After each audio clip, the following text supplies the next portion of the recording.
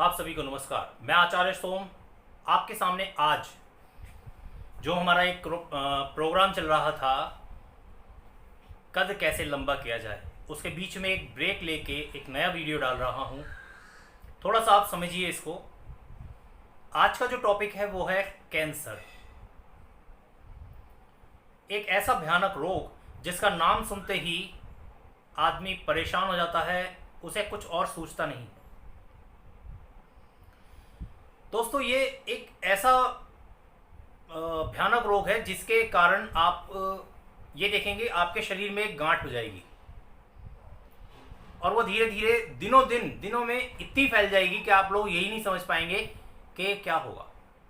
तो मैं आपको कुछ लक्षण ऐसे बता रहा हूं जिससे आप ये समझें कि आपको कैंसर या इस तरह की कोई बीमारी तो नहीं लग गई,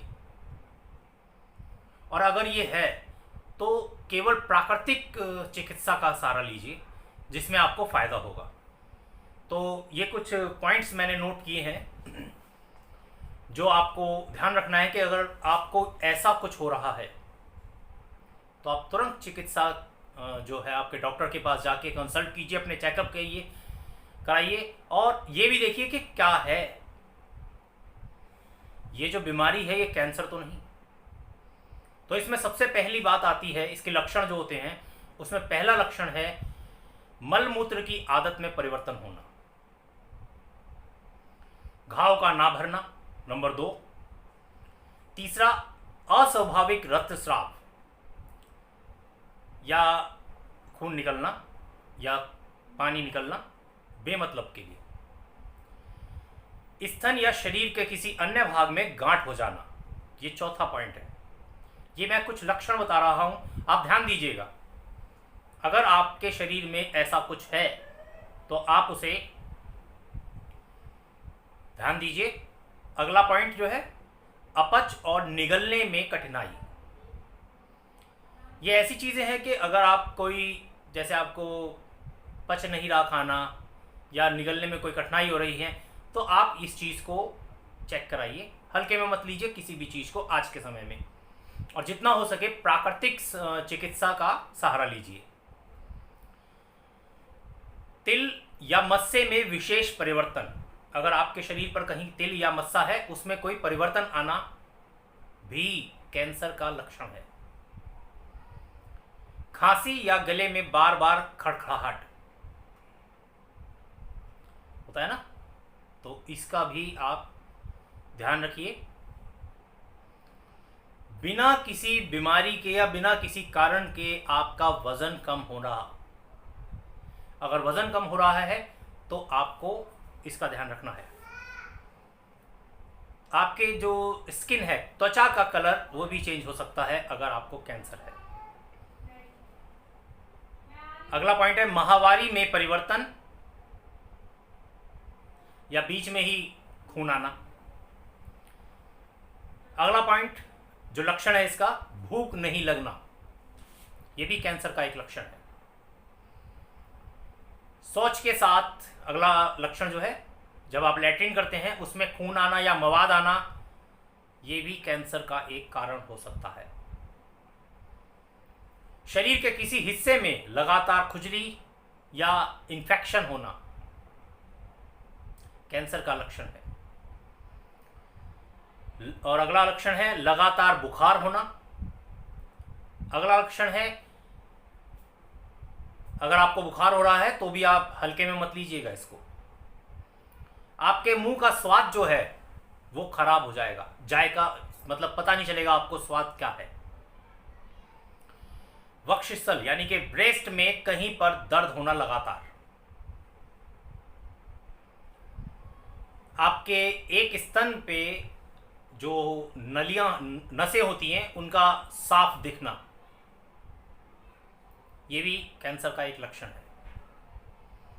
स्तन का अगला भाग भीतर को खींचना, मतलब कोई पीछे से भीतर खींच रहा है, और दूध के अलावा कोई तरल पदार्थ अगर उसमें से निकल रहा है, ये भी कैंसर का एक लक्षण हो सकता है। दोस्तों, ये जो कैंसर है ये क्यों होता है? देखिए, आज के टाइम में जो हो रहा है, एक तो कोरोना वायरस चल रहा है, एक तो अगर आपका खान पान दूषित है तो कैंसर इसका एक बहुत बड़ा कारण है। इसमें मैंने कुछ बातें नोट करी हैं जो हम लोग मानते नहीं हैं। इसका कैंसर होने का क्या कारण हो सकता है? दूषित आहार विहार हो सकता है, धूम्रपान करना या धूम्रपान करने वालों के साथ लगातार रहना, पान मसाला गुटखा तंबाकू शराब इत्यादि का सेवन, चाय कॉफ़ी चीनी नमक डिब्बाबंद जो पैकिंग वाला सामान आता है, मांस इत्यादि का अधिक सेवन, ये भी कैंसर का कारण है। टेंशन लेना, डरना और चिंता करना कैंसर का कारण है। अत्यधिक औषधियों का सेवन करना भी कैंसर, और अधिक अगर आप एक्सरे आप लगातार करवा रहे हैं अपने, वो भी कैंसर आपको करा सकता है। दोस्तों, रेशे रहित जो फाइबर वाले जो दालें होती हैं या जिसमें फाइबर्स होता है भोजन, वो नहीं लेना, ये भी कैंसर का एक कारण हो सकता है। मिलावटी खाना अगर आप खा रहे हैं, क्योंकि अधिकतर हम लोग आजकल क्या कर रहे हैं, थैली वाला दूध पी रहे हैं कि अमूल दूध पीता है इंडिया और कैंसर लाता है इंडिया। कितनी भी पैकिंग वाला दूध है, कोशिश कीजिए जो गाय भैंस वाले जो दूधिया होते हैं उनसे आप दूध लें।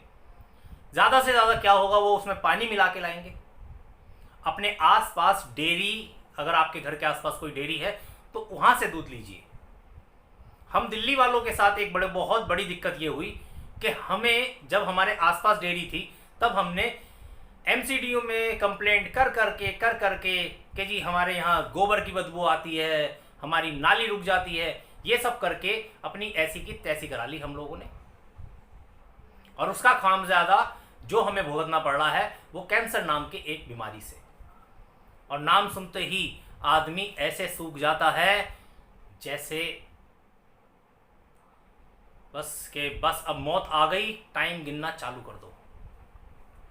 खैर, बात करते हैं आगे। तेल मसालों का अधिक प्रयोग कैंसर के कारण है। भोजन बनाने और खाने का गलत ढंग, सही टाइम पे नहीं खा रहे, ये भी कैंसर का एक कारण है। खाने के अंदर रासायनिक पदार्थों और रंगों का इस्तेमाल आजकल बहुत चल रहा है। हमारे छोटे छोटे बच्चे चाउमीन वगैरह, मोमोज और ये सब, चिल्ली पनीर, चिल्ली पटाटो, चाप, मलाई चाप, स्टफ चाप, तंदूरी चाप, इस सब के अंदर एक अजीनोमोटो नामक पदार्थ डलता है जिससे स्वाद आ जाता है। पर लोगों को बहुत अच्छा लगता है। स्वाद जाए ऐसा तो हो ही नहीं सकता, प्राण चला जाए। तो इस बात को भी ध्यान रखिएगा। हो सकता है मेरा ये वीडियो थोड़ा सा लंबा हो सकता है, क्योंकि मैं इसमें आपको, अगर आपको देखना चाहे तो देखिएगा, नहीं हो तो कोई बात नहीं। इसके मैं पहले आपको लक्षण बताए हैं, फिर कारण, और उसके बाद इसकी प्राकृतिक आप किस तरह से बच सकते हैं। देखिए, बहुत उम्मीद है हमारी भारत की आयुर्वेदिक यानी प्राकृतिक चिकित्सा के ऊपर। इतना दम है इसमें कि ये कैंसर को भी हरा सकती है। पर हम लोगों के अगर हमारा दिमाग, हमारा मन, हम इस चीज़ को माने, पर नहीं मानते हम। खैर, चलिए, अधिक खाना भी इसका एक कारण है। अगर आपको लगातार कब्ज है तो ये भी कैंसर का एक कारण हो सकता है। कैंसर में विटामिन ए और विटामिन सी की कमी होती है। जितना हो सके विटामिन ए और सी की कमी शरीर में ना हो, इसलिए लगातार आप इस प्रकार का खाना खाइए जिससे ये दोनों विटामिन आपको मिलते रहें। क्योंकि हमारा शरीर सब कुछ बना सकता है, पर विटामिन हमें बाहरी स्रोतों से ही लेना पड़ेगा। शरीर हमारा विटामिन नहीं बना पाता। ज़्यादा श्रम मतलब बहुत अधिक काम करना और कम सोना, ये भी कैंसर का एक कारण हो सकता है। बासी खाना, आप बासी खाना ना खाएं, फ्रिज में रखा हुआ खाना भी गर्म करके ना खाएं, ताज़ा बनवाइए, ये भी कैंसर का एक कारण है। तेल और घी को बार बार गर्म करके, जैसे एक ही तेल होता है उसे बार बार गर्म करके उसी में खाना बनाना भी कैंसर का एक कारण है। आपके शरीर, त्वचा, आँख, कान, मलमूत्र का जो स्थान है वो, बगल, मतलब ऐसी जगहों की भी लगातार आपको सफाई करनी चाहिए। ये भी कैंसर का एक कारण हो सकता है। प्रदूषित पानी, पानी साफ होना चाहिए। जितना हो सके मटके का पानी पीजिए, उबाल के गर्म करिए, ठंडा होने पर मटके में डाल के उसे पीजिए। आरओ का पानी छोड़ दीजिए। ये भी कैंसर का एक कारण हो सकता है। रिफाइंड ऑयल, आज सबसे ज़्यादा हम लोग रिफाइंड ऑयल खाते हैं। दोस्तों छोड़ दीजिए उसको। सरसों का तेल लीजिए।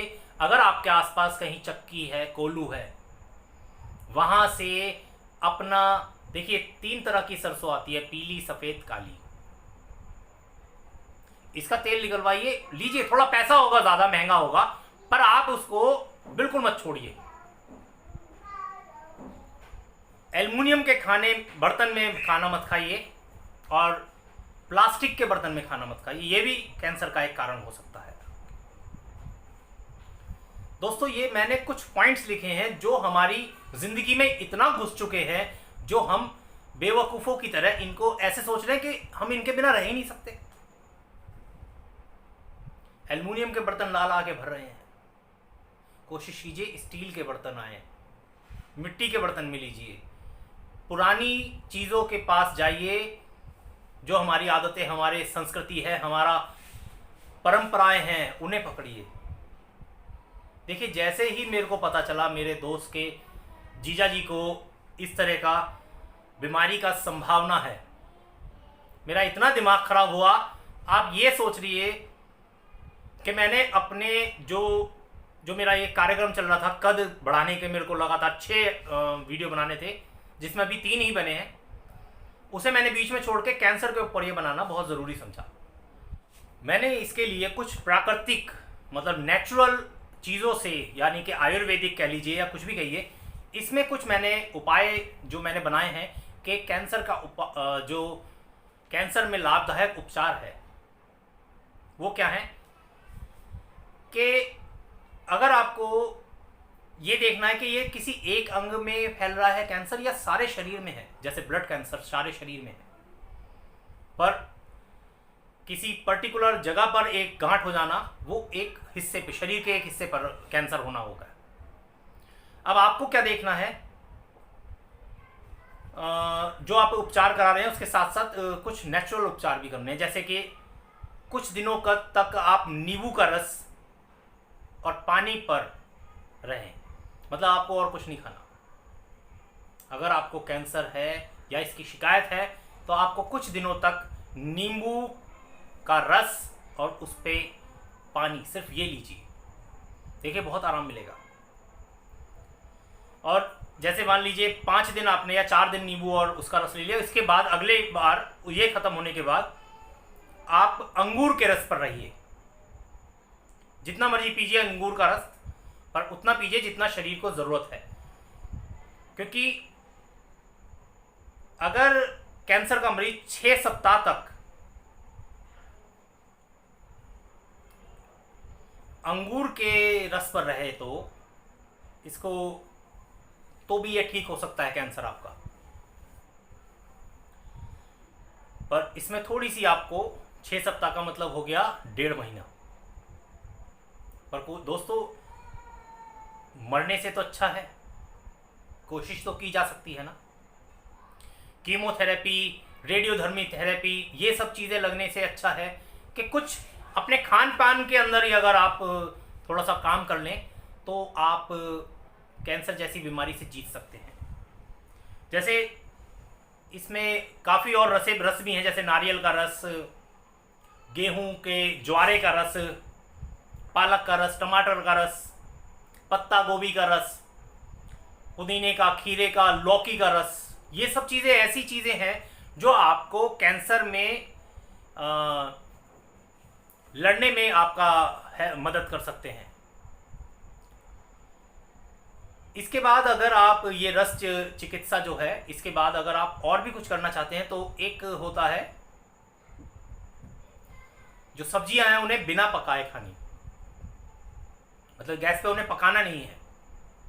जो भी मौसमी सब्जियां हैं, कच्चा नारियल लीजिए, अंकुरित अन्न खाइए आप, जैसे चना, मूल, मूंग, मोठ, दालें जो होती हैं हरी मूंग की, और चना हो गया आपका, मोठ हो गई, मूंग हो गई, है ना, ये सब, भीगी हुई किशमिश हो गई आपकी, मुनक्का हो गया, अंजीर, ये सब भिगो के खाइए, आपको कैंसर में लाभदायक है ये। किसी भी प्रकार का शरीर में किसी भी हिस्से में कैंसर है तो ये उससे लड़ने में आपकी मदद करेगा। दोस्तों, कैंसर के अंदर अगर आपको अधिक समय तक खाना या रसों के उस पर रहना पड़े तो इसमें आप अपना प्रसन्नतापूर्वक रहिए। इसमें यह मत सोचिए कि आपको कोई सजा मिली है। देखिए, कैंसर होना एक सजा है, पर इससे लड़ने के लिए आपको थोड़ा सा दुख और सहना पड़ेगा, जिसमें आपको इसका फायदा होगा।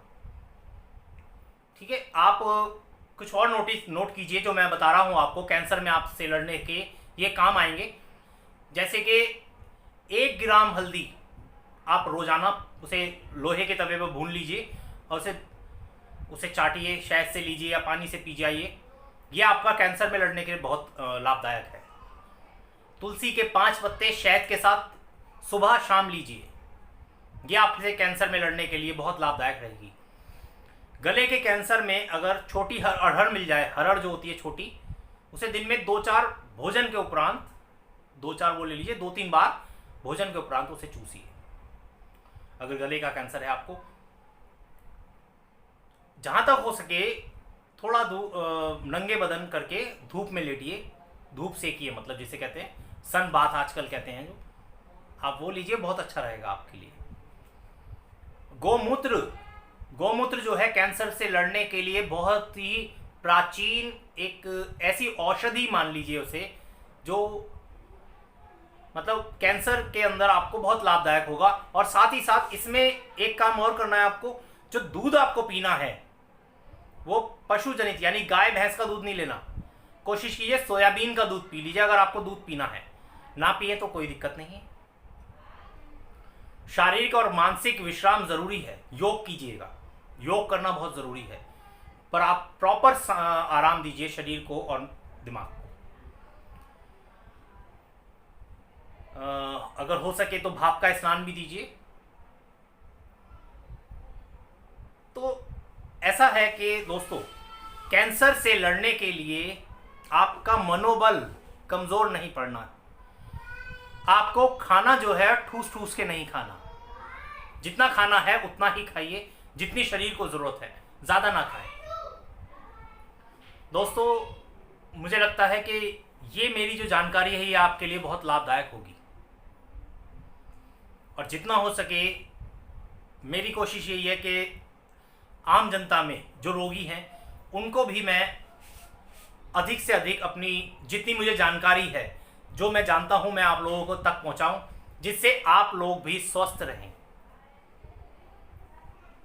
अगर वीडियो पसंद आया हो तो इसे लाइक कीजिएगा, शेयर कीजिएगा और चैनल को सब्सक्राइब कीजिए, क्या ताकि ये जो मेरी जो वीडियो है ये आपके लिए बहुत काम आने वाली है। आप ही के साथ साथ जिनको ये बीमारी है, भगवान ना करे किसी को ऐसी बीमारी लगे, पर अगर होती भी है, ये जो आपको मैंने जितनी भी चीज़ें बताई हैं खाने में आपको, ये आपके शरीर की रोग प्रतिरोधक क्षमता भी बढ़ाता है, यानी कि इम्यूनिटी पावर भी बढ़ाएंगे, जो कि कोविड-19 ये जो कोरोना वायरस है इसमें लड़ने में भी आपको काम आएगा। तो दोस्तों, चैनल को सब्सक्राइब कीजिएगा, वीडियो को लाइक और शेयर कीजिएगा, आगे दीजिए। बहुत जल्दी कद लंबा वाले जो मेरा प्रोग्राम है उसको चालू करेंगे।